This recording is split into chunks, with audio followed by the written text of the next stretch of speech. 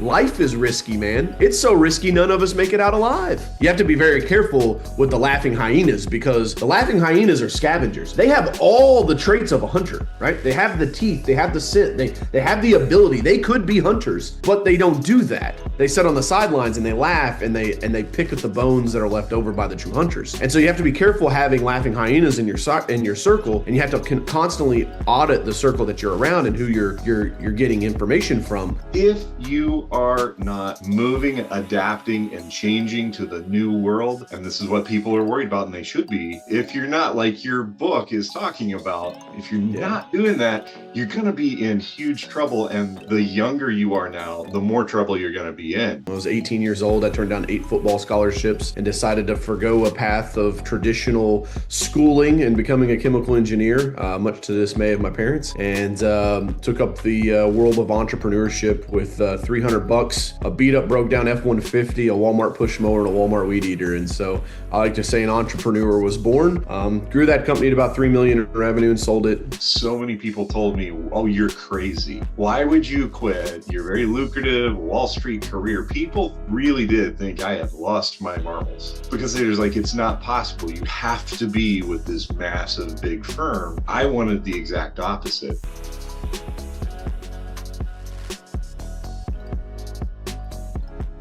Hello, everybody. It's John Browning with the Building Your Life podcast, back again here for another episode. And we have an incredible guest with us here today, Coach Carroll. You just finished up a book. You're on your book tour, right? That's right, man.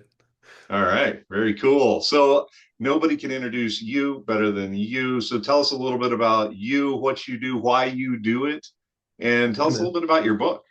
Yeah, man. Thanks for having me on. Published a new book, came out in October, called The Hunter Head Game. And the old world rewarded obedience. The new world demands killer instincts.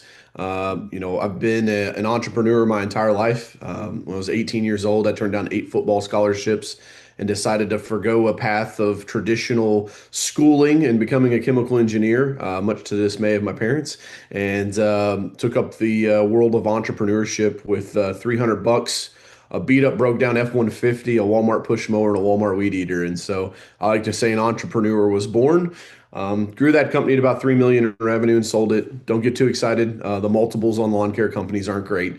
And over the years, I've built, bought, and sold multiple businesses. I've got a real estate portfolio, dabble a little bit into investing in the stock market, which I'm sure we'll peel back a little bit today. Your audience loves. And to me, man, it's just I'm on my life mission of being Coach Carroll. I think it's my God-given gift and it's my calling. And I don't know about you, John, but the government's never showed up and saved me or anybody that I know.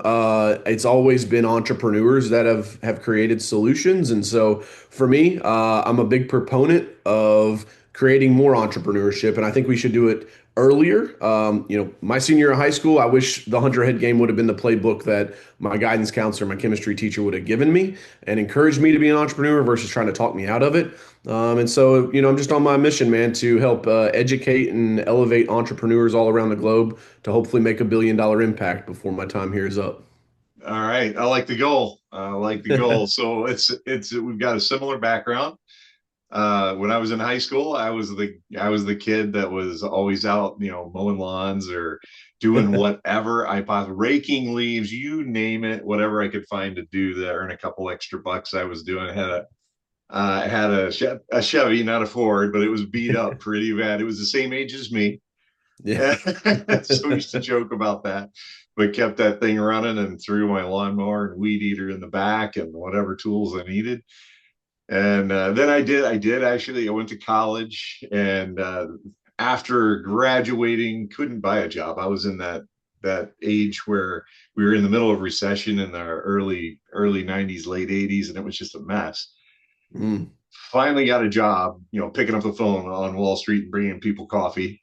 and then spent a long time in corporate and watched things change drastically. We were just talking before we started the podcast that back when I started, it was all about bonds. I mean, yeah, people traded equities, they invested in equities, but a whole lot of it, and a big part of the wealth management game was bonds, fixed income. Whereas over the years, and as inflation cycles, when we went through all of that, it really has switched. And it's not even all about equity markets. There are other ways. And creating cash flows become, frankly, more difficult. But if you know what you're doing, it's not impossible. And it is absolutely imperative that you create that. But some of the other things that have changed as well is like I call it escaped corporate. And I think a lot of the younger generation today are finding out that they're in a position where if you start out at least in South Florida, here where we are, they're asking, companies are asking you to start out at like $20 an hour. And down in South Florida, that's not going to cover your rent, Yeah. certainly not rent and food.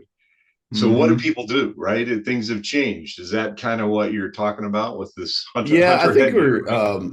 I've got some videos back in like 2016, 2017, 2018 that I made that I said that, I believe that we were about to go in the roaring 20s again. And at the time I was living in a high rise downtown Louisville, and I'd always make a joke. I'm like, those big towers over there, they're full of people that are just numbers living in cubicles.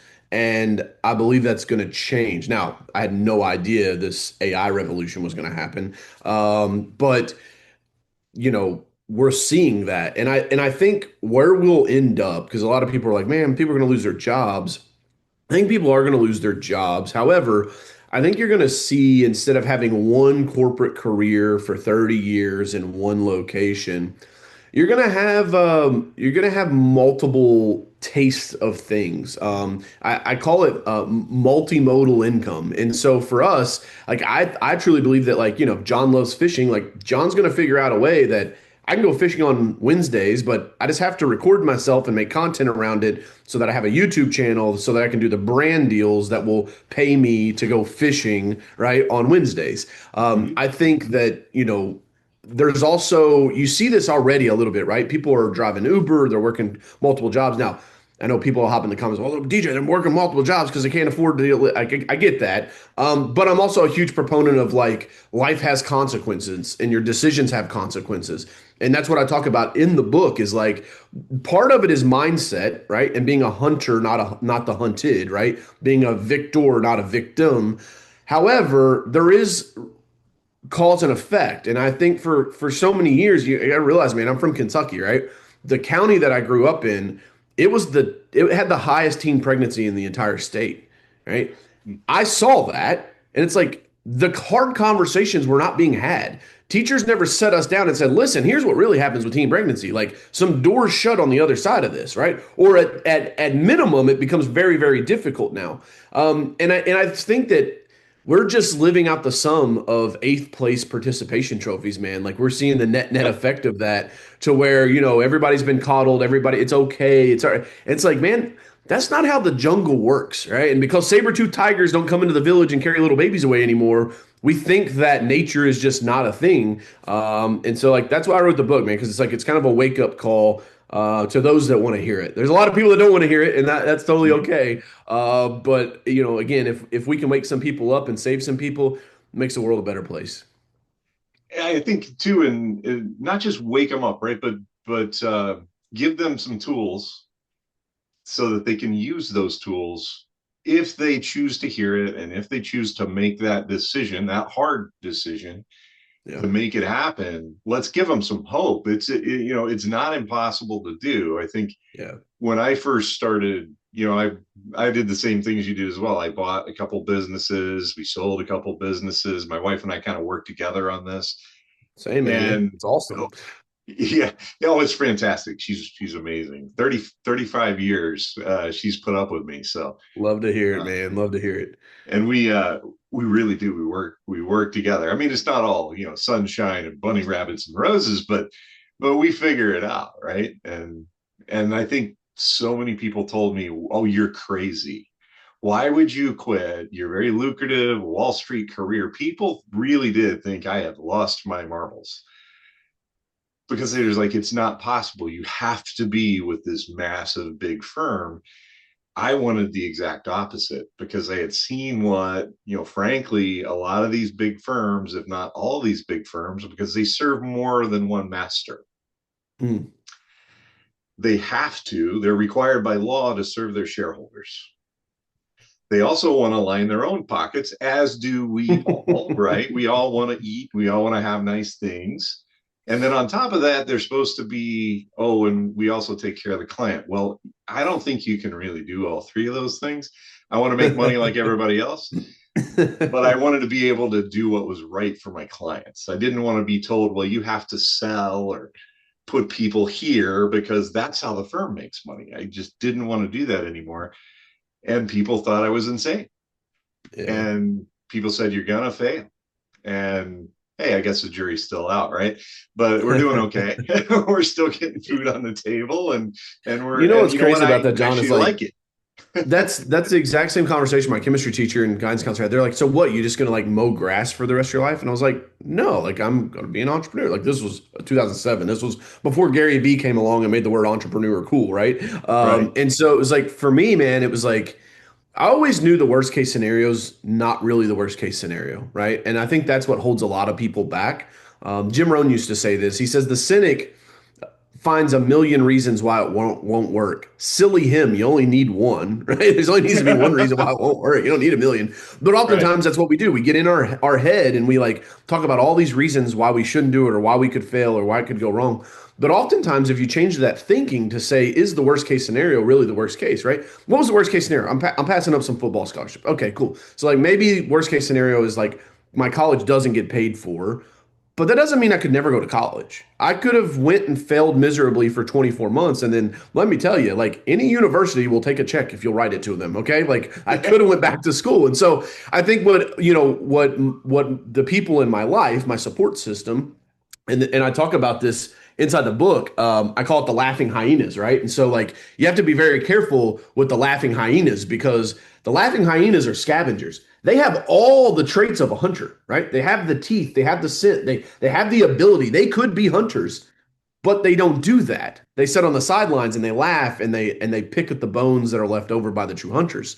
And so you have to be careful having laughing hyenas in your circle, and you have to constantly audit the circle that you're around and who you're getting information from. The biggest challenge for me, man, is like if you listen to those people talk, right? Then slowly, John, your self belief will start to dissipate, and you'll go, well, maybe they're right. Maybe I will fail. Maybe I shouldn't do this. Maybe it is too risky. But let me tell your listeners something right now. Life is risky, man. It's so risky none of us make it out alive. Right? So why not roll the dice and take a chance on yourself? That's what I say. And again, I get it. Before everybody hops in the comments and hits me on Twitter, I get it. Entrepreneurship is not for everyone. But I do think it is a key to freedom. And so if everyone has the opportunity to try the key in the lock, what a sad life to sit on the couch your entire life and never walk over to the door and see if you can unlock it and get out. Yeah. And it is frustrating for guys like you and me to watch that happen. Yeah. Because I'm sure you've experienced it. You like you want to shout and please listen. But if somebody's not going to listen, they're just not going to Yeah, listen. It's just sad. when the Coast Guard is lowered down into the water on a capsized vessel, they are trained to save the people that swim to them. And so that's what I have to do, right? All I can do is, promote the book, spread my message. And if people are like, hey, I like that guy, dyslexic college dropout from Kentucky that was arrested twice before 25 and still ended up making millions of dollars, like, shit, I might be able to do this myself, right? And so that's why I think I'm one of the best examples, man, of like, if it's at all possible, it's here and now. And like, dude, I know we'll talk about it, but like, we're in the age of AI. Like, there's never been a greater time to try to start a business, right? The I don't know how to dot. It's gone. Like, we all got genies in our pockets now. Like, infinite knowledge and intelligence is a search away. And so like that's why I'm super bullish on it. And I just I'm super bullish on humanity, right? There's like it's easy to go doom and gloom with all the changes, but we've done a pretty good job with tools, right? We figured out fire pretty solid. Steel we did a pretty good job with. Glass we did a pretty good job with. Like I think as the internet came along and social media came along, like sure, there's downsides. There's downsides to guns, right? But we've won wars with them, and so like I think that human beings as a species, we're pretty good at taking the tools and making the most out of it. Yeah, it's all in how you choose to look at it. That's There it, have man. been some things that are horrible, and I don't deny that. There's also been some pretty cool stuff. We now have indoor plumbing, and Right. that is pretty cool. We no longer have to like we don't have to go, shoot our food anymore if we don't want to. Right. And there's a lot of things that have gone right, and if you choose to look at what's gone right and been done well, I think you'll find it really does outweigh some of the things that have not gone as well. And I know there's going to be a lot of people that disagree with me on that, but That's all I right. really do. It's like, do you want to choose to be happy and choose to move forward, or do you want to choose to sort of wallow in whatever it is that you choose to be upset about? Right. Self-pity, man. It's the thing that worries me the most and why I'm kind of like called to like have this mission, especially for the younger generations. Like I'm 37, so I'm kind of in a sweet spot, like where the young kids will still listen to me, and right, and some of the older guys are like, all right, I'll hear you out. And so like right now, man, it's kind of like go time for me because I just had a conversation with an 18-year-old kid that was at a Super Bowl party that I was at over the weekend, and I said, he's like, you got any good books? And I was like, yeah, Titan by John D. Rockefeller. He's like, I don't want to learn about the Rockefellers. I was like, what? He was like, dude, that guy's terrible. Like he was the first billionaire. I'm like, exactly. Why the fuck don't you want to learn from him? Right. And he was like, well, you realize that our modern schooling system that we still operate today was created by them just to create factory workers. I'm like, exactly. That guy had one hell of a sphere of influence if that's what he pulled off. Right. And you could just tell the guy was like, oh, like it's shifting your thinking, right? Like, sure, even if you don't agree with what happened, there's probably stuff that you can learn out of it. And I said, hey, man, at the minimum, find the stuff you didn't like about the guy. Now you know what not to do, right? But it's like there is this lens that the Gen Zers are looking through that is like, houses are too expensive, jobs are too hard to get. There's no chance that I'll ever make it. So screw it. Let's try socialism, right? And that's the thing that I worry about is that if there's not more guys like me telling them that like, hey, there's a way out and it's called entrepreneurship, you don't have to hate the rich. You can be rich eventually. Now, it doesn't come at the end of 3 days of day trading and being out of the market by 11 a.m. like everybody wants to, sell you a course on. I'm sure Yeah. John can attest to that. But it's like, yes, there is some hard work involved. But, I'm no theologian, but even the good book says that with all labor comes profit, right? And so to me, man, I just think that, we gotta reframe this narrative. We gotta try to persuade this next generation that's coming up that says, hey, man, this experiment that's called America has done really, really good. And we got to continue to do good because we're the shining beacon in the distance of the world. Everybody wants to come to America and be an entrepreneur if you get outside of America. And there's a reason for that. Yeah. So let me ask you a couple questions here. So Yeah, man. if you have like a younger person, somebody that's, I don't know, in their 20s or what Yeah. have you, and they said, hey, listen, what do I need to really watch out for? What about, me and my maybe lack of experience? What Hmm. do I need to be careful about, but still be optimistic about? You understand what I'm Yeah. trying to say there? I'm tracking. Yeah. Be careful about squandering your 20s. I think a large majority of my success is greatly dependent on the fact that I started when I was 18. My, I believe it was my fourth business was a fitness center. I bought it, it had 100 members. I grew it 300% in 18 months, and then I lost it all, right? I lost a six-figure business and a $500,000 worth of real estate when I was 27 years old. If Ouch. that would have happened at 47 when I had a mortgage and kids and sports and everything, like, holy shit, detrimental, right? But at 27, ah, that's all right. I mean, yeah, I was in the fetal position on the couch for about 24 hours, and then my Yeah. girlfriend at the time, my wife now Victoria, she's like, "Hey, what are you doing? Like, this ain't going to fix nothing, right? And so I like to say I dropped the E off of emotion and I've been moving ever since. Because it is so important, man, to not get locked up when things go bad. Because, like, again, I try to just be a truth teller. It's like things are going to go bad. Like you're going to have loss of business, of opportunity, of money, of people. People in your life will die. And like those will be some of the hardest days of your life. But that doesn't mean that you wallow in self-pity and you slide backwards. And so don't squander your 20s. This is why I'm such a huge proponent of entrepreneurship in high school. I think that if you could start businesses earlier, there's no reason. Like there's nothing that says like at 16 you can't start a business. Right? There's nothing that says at 18 you can't start a nothing, right?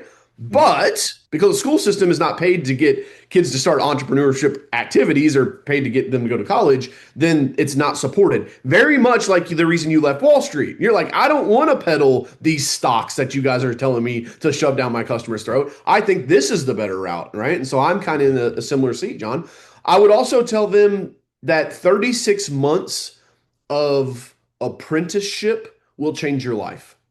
If you can find somebody that you align with that is in the same vertical or industry as you, and you can spend 3 years of your life with that person, even if you have to pay them, even if you have to work for free, do it. It will change your life. One of the best things I ever did at the age of 20, I hired a sales coach. I paid him $6,000. The guy was like, it's 6 grand. What credit card do you want to put on? I was like, bro, I'm 20. I ain't got a credit card with a $6,000 limit. What are you talking about? So he let me write him six individual $1,000 checks and mail them out to him, right? And he cashed one each month. And he's like, these better be good. And so it put pressure on me. And the stuff that I learned from that guy, I mean, it still comes up every day of my life today. It's show up on time. It's do the right thing. Always be truthful. Play the long game, not the short game. And then all the sales tactics that he taught me about, cold calling. I'm a big proponent of picking up the phone, man, and making cold calls. It's easier to do that now than ever because Gen Zers don't want to talk on the phone. So if you're a young cat and you're listening to this podcast, or if you're an older cat and you're listening to this and you got a grandson, you're like, he needs to hear this guy. Forward him this podcast after you go leave John a review so that he can get this thing in front of more people. So yeah, would be my tips, man. Find a mentor, find an apprenticeship that you can fall into, and don't squander your 20s. Yeah, I like that. And I think like you shared, right? Yeah, you didn't like everything hasn't been sunshine, rabbits and bunny rabbits and all that. And it's been hard. We're neither one of us here on this podcast are saying it's easy. You've got to do the work and you will. If you don't fail, then something's wrong. You're lying to yourself or Yep. somebody's like giving you too big of a safety net or something like that. But I think Tony Robbins, I forget what his rule is, but he's like, you give yourself a 30-second rule and maybe something's a little bit worse than that. So maybe you give yourself a 3-day rule, whatever your rule is, but make it a rule. I'm Yeah. going to be upset. Give yourself space to be upset. That's all right. Cause Yep. it, It's okay it to grieve. stinks, right? Yeah. And It's okay to grieve. then I like that. Drop the E out of emotion and get Been in moving ever motion. since, man. That's a really good one. I'm going to use that. those are uh, Yeah. those are old coachisms. I'll tell you my mantra. It's been my mantra the entire. I started my Coach Carroll personal brand in 2015 online. We reach about 2 million people a year now. Is hustle? It's worth it, right? And it's hustle, period, because like that's the first part, right? Nothing comes without work, and if someone's promising you that, they're probably just trying to sell you a course. Hustle, period, it's worth it because if you hustle for a reason for a season, it's always worth it. Hustle for a reason for a season. That's right. And I think part of getting experience and part of starting, like Nike says, just do it, just start. Yep. Yep. Part of starting is that you will go down the wrong path. Yeah. You're gonna learn something. Maybe you learn it the wrong way. You're gonna try something. You're gonna fail. You're gonna learn not to do it that way. You're gonna do it a different way.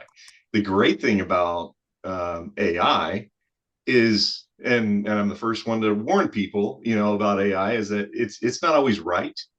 You have to put the right input in. You've got to ask the right questions. You've got to know enough about your subject matter, which, by the way, often comes from another actual person helping you know enough about that to ask AI. And suddenly you can become better than that person was because they taught you the questions to ask and the way to ask the questions. So it's Yeah. not that the old dogs, at least I hope not, not like the old dogs are worthless. That experience is worth a lot. Yeah. The way that I can use AI as opposed to the way my 30-year-old son can use AI is way cooler. And he's like, "Oh, how do you know to even ask that?" Well, I've just done it.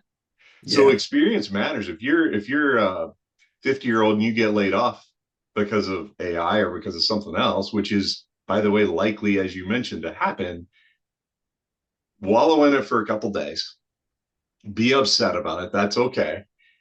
But then start to realize the possibilities based on everything you've learned for the past 30 years. Yeah. Now, plug that into AI, decide what you like to do. Because guess what? You don't have to do what you don't like to do, possibly. Hmm. Like you said, if I like to fish, maybe how can I make money fishing? That's right, man. And you And can you're ask like, oh, you AI, can't right? do that. Give me 15 ways that I could make money with this hobby. John, I want to touch on something there that I think is super important, man. It's like, I've built an AI platform called Alley. And in that process, I got on ChatGPT in November of 2022. Having a marketing agency is one of my businesses for a decade. I said, man, if this thing can make creative content, it's a game changer. That's like one of the biggest costs in an agency, right? So Mm-hmm. I said, draw me a picture of a family standing in front of a house, and as it's loading down the screen, their faces are melting, their fingers are real long. I was like, okay, it's not there yet, Yep. but one mantra I live by is that technology is undefeated. Okay, and so I knew that this thing was coming, and so we hopped on the bandwagon. Fast forward to today, and Allie is identifying anonymous website visitors. She's answering phone calls. She's doing 80% of the work inside of our marketing agency now from a creative standpoint. And I'll tell you, there is this phenomenon that's happening right now that really has only came out like within the last 6 months. There's a platform, a lot of people now know Claude because they saw the Super Bowl ads, right? That like made fun of ChatGPT, and ChatGPT's had ads coming. I've been speaking on this book tour and I've been asking people like who in here knows Claude? Very few people in each room. A lot of people just woke up to it. I'll give you guys a quick history of like who this is, where this other platform. There's a group of people inside of OpenAI, and when Sam Altman wanted to take ChatGPT 3.5 public, these group of people said, "Hey, it's not ready. This thing is kind of going off the rails. It's like telling people to commit suicide. It's creating images that aren't appropriate. Like it's not ready. The guard safes aren't there, or safeguards aren't there." And so Sam Altman's like, "Cool, I hear you." Goes the very next day and raises the 1.3 billion or whatever he did in the big fundraising round and took it out to the market. So Dario and those guys were like, "We're out." They left and they started Anthropic, which then Claude is their product. Okay, so now you guys are caught up to speed on who Claude is. But they have this new product that came out maybe 6 months ago, 12 months. I don't even think it's been 12 months ago. It's called Claude Code. What is the number one skill that we've told all kids the last decade to go learn, right? Learn to Coding. code, right? You got Yeah. to learn to code. That's where all the money's at. It unlocks so much in the world. Cool. That doesn't change. Now, I wouldn't tell a kid to go learn that now because Mm-hmm. you don't need to. Claude Code can take natural English language and then it can go build things for you, right? And so you can get an AWS account, so you have a server that you can build on, and you can get Claude Code, and then you can just talk to it, and this thing will go off and build. There's this crazy phenomenon that's happening right now, John, where before, if you were a 50-year-old CEO, you're the visionary, right? You have like, this is the idea, this is what we need to build to make our thing better for our customers. And then you would give that to a project manager would meet with developers, they would go back and forth a bunch of times iterating, and then they would bring you a proof of concept. You'd go, kinda, not really. That would happen again. They'd bring you minimum viable price. I mean, this is like a 6, 12. This is why it takes 18 months to roll out tech projects in Fortune 100 companies. Now, for small, medium sized businesses, guys your age, dude, you can hop on Claude Code and say, all right, hear me out, Claude. I've got an idea. I want this thing when I log into it to do X, Y, and Z. Go. And I mean, it will just build, dude. And this to me is like taking, you're exactly right. And the reason why I'm bringing this up is your point of like the guys with experience know the questions to ask, right? I Mm-hmm. tell my 19-year-old guy to like code something. He codes it. I'm like, no, no, no, no. Don't, it's a voice product. Don't tell them that we're closed and then take the message. Take the message, then tell them we're closed. Otherwise, they're going to hang up, right? The 19-year-old kid doesn't know that. Guys like you and I with lived experience knows that, right? And Yeah. so well, I think we're about to go through this next 12 to 18 months, man, where you're going to see non-technical founders and leaders be able to become builders And I think the fortune is going to be owned by the people that build. And by the end of this decade, man, there are going to be some tech products that come out from non-technical people that I think are going to blow people away. Yeah. That's my Babe Ruth calling my shot there. So Yeah, I think you're absolutely right. And one of the things that if you take like so you take Ray Dalio, right? Because he's out there, he's Mhm. like, guys, the Love world Ray is Dalio. ending. The world is ending. You know, he does that a lot. Here's the thing though, Ray Dalio is a smart guy. He's Mhm. been very successful. He can prove Yep. he's a smart guy. Yep.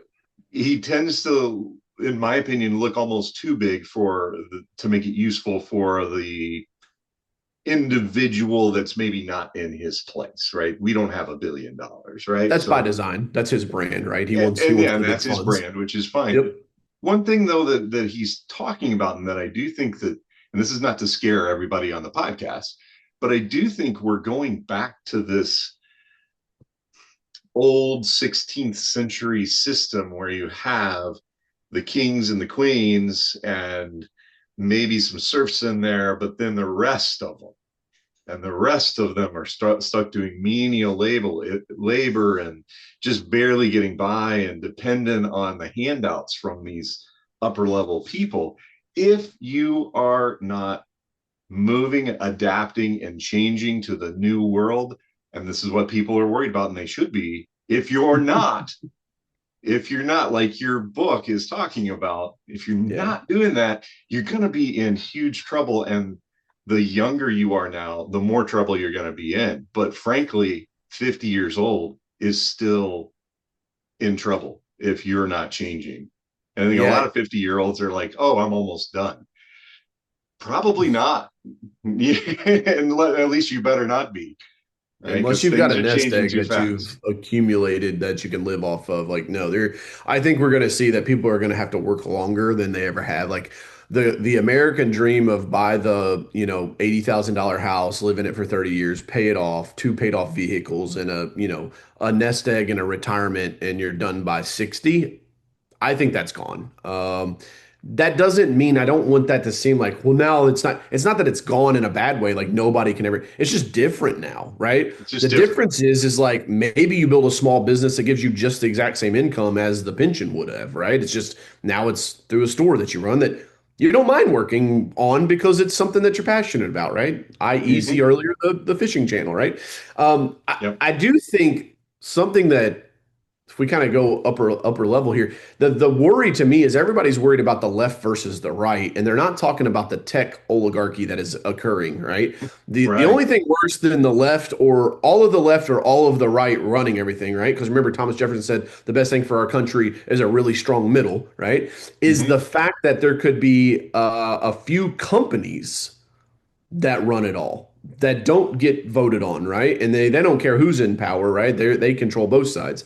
I think we're already seeing that a little bit, and I think Yeah, I with think you're right. AI, if it's Elon, if it's OpenAI, if it's Google, if it's Microsoft, the tech companies that we've seen for years, Meta's another big player in the space.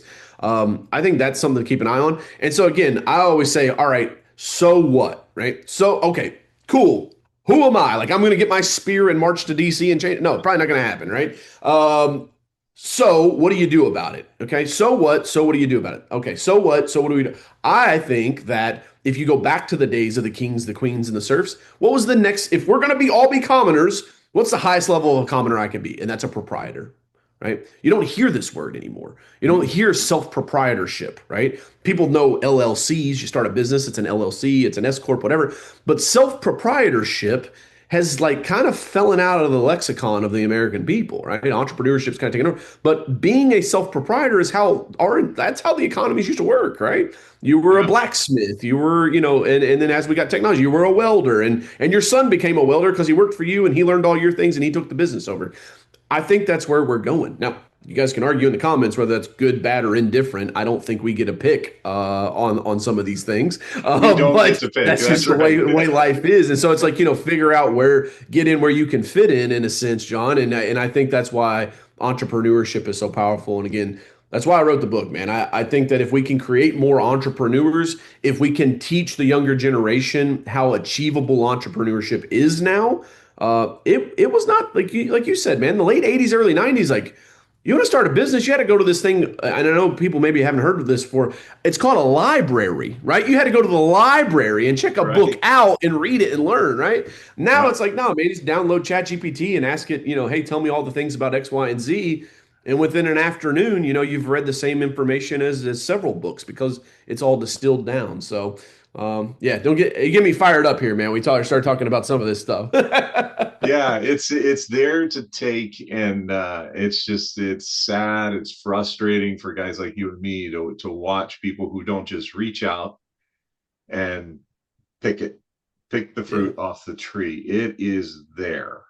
Yeah. I Um, think you just have to, you got to own your results. I think that's a big life lesson, right? Like you're going to harvest what you sow, right? You're going to reap what you sow. And those that sow bountifully reap bountifully. I also think that you have to have a high level of resilience because life's going to happen. And then you also got to realize, man, that leaders live different lives than followers, right? And so do with that what you will. You can live your own life, but I do want to say one other quick thing, man. This book was 500 pages. It's only about 250 pages now. This thing was a 500-page manuscript that I've worked on over the past 10 years. I'm dyslexic. Okay. Editing this thing, I went through four different editors and like we would quit mid-project because it was just brutal for me. They're like, no, no, no, go write that chapter again. I'm like, I don't want to write that chapter again. It's good enough. Just ship it. Right. And so luckily, Tatiana, my editor that I finally worked with when we got this book done, she said, DJ, let me just write the chapter titles. Let's get your structure and then we'll force what you already have through it. And so we used Claude and ChatGPT to do the editing of these chapters. So it took my 500-page manuscript. Its guardrails would have had it had to use 80% of what I had. It had 20% variance to weave the chapters together and ask me questions and fill in stories. And so that's how I was able to get this book done. And so again, that manuscript's been sitting on my computer for a decade as I've just continued to add and add and add. And with the power of AI, man, I was able to bring this thing to life. So again, I don't care what your excuse is, right? Dyslexic, college dropout, arrested twice before age 25, like, and I published a book and I'm worth millions of dollars. Like, you can do this. Anything you set your mind to, man, what you believe you can achieve. all right, I love it. Now tell people how to get your book. Yeah, Amazon? man.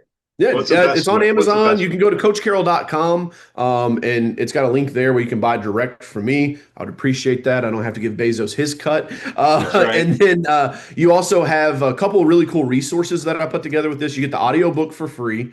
And then I also built a custom AI around the book that's trained on the book. So if you're like, hey, what's Coach Carroll say about waking up early in the morning? What's Coach Carroll say about resilience? How do I overcome bad situations? You literally can chat with the custom AI and it pulls all the information from the book Oh, itself. I So a love pretty that. cool little That's great. resource. And while I'm on my book tour, we're like, hey, anybody that buys while we're on the book tour, we're giving those away for free, special bonuses. So just go to coachcarroll.com. That's CARROLL. So coachcarroll.com, and it's right there on the homepage.